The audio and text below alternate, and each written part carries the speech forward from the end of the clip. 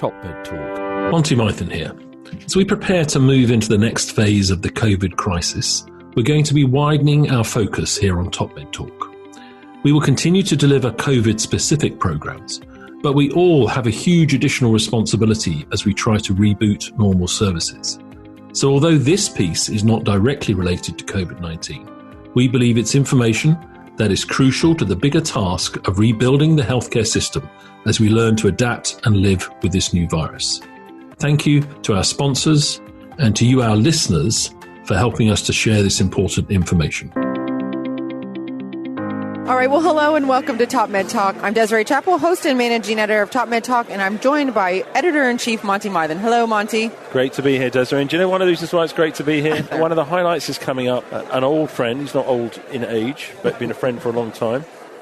Professor Andy Shaw. That's right. Who's now fled to Canada, I think. Well, let's ask him. Andy. Yes, I am. I do currently work in Canada, that's right. Currently I work in the University of Alberta at the Mazankowski Alberta Heart Institute, where I'm the department chair and the clinical zone department head. So that's where I am now. Mini geographical history. Quick. So I hope everybody can hear I'm British. I trained in the UK at Barts and then at the Hammersmith.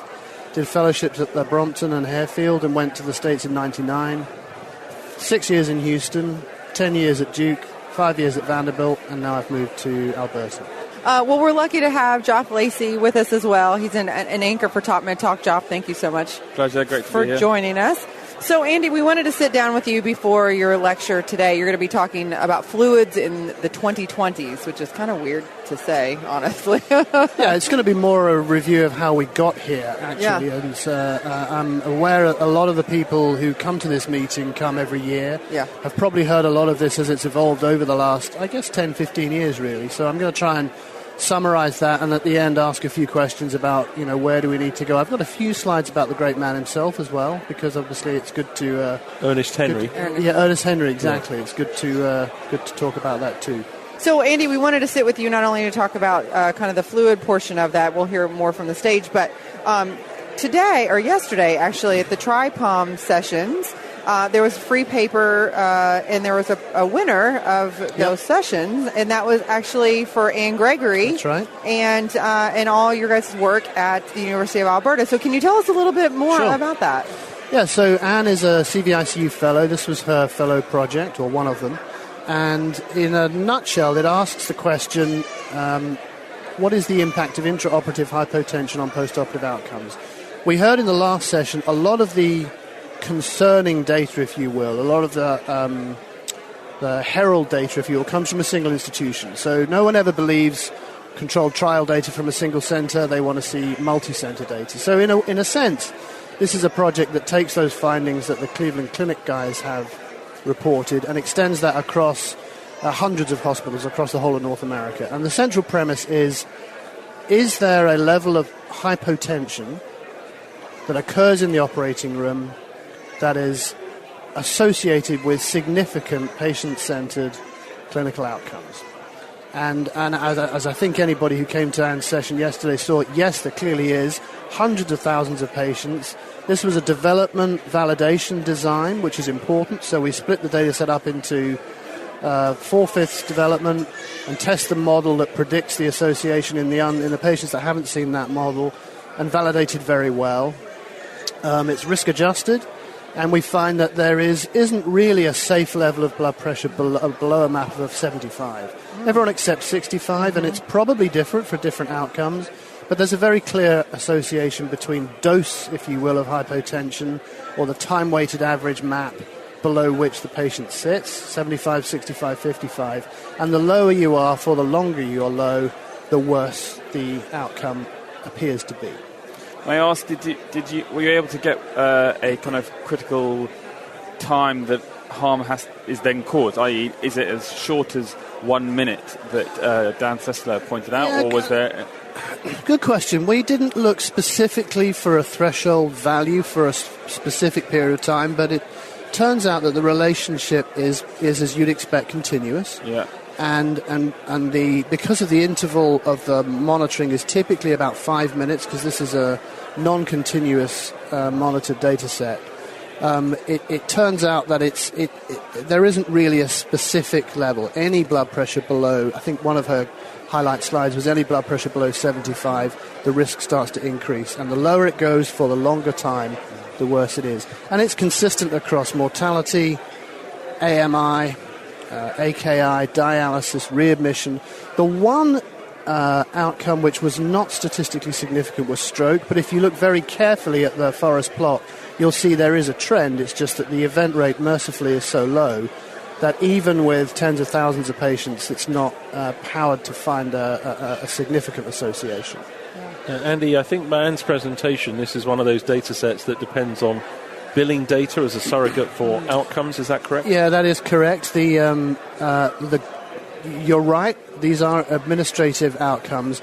The good thing is things like stroke, MI, death, readmission are very expensive and therefore are reasonably well captured in billing or administrative data sets because people like to issue bills for expensive things. And from what I saw, even if there was an error in that methodology, it would have to be a much bigger error than is thought to occur by using billing surrogates. The odds ratios are all within credible limits. The confidence intervals are tight. You could argue that that's just because the N is so high. We were discussing yesterday about, if you're predicting something rare that's not to happen, all you've got to do is say it won't happen a lot. We're relatively protected by that because the incidence of the outcomes is so common. 25% of people become hypotensive. And we think that's we've been overlooking that for too long. Tim Miller made a good point earlier on. Someone said, how come we're only finding this out now? And of course the answer is only in the last 10 years have we had data sets which are reliably captured from the EMR. Yeah. And we were discussing in the pokey session earlier on that when we look at those 4 papers, it's the post-operative blood pressure, which we know relatively little about, that where we do have information, there seems to be an even stronger signal of harm.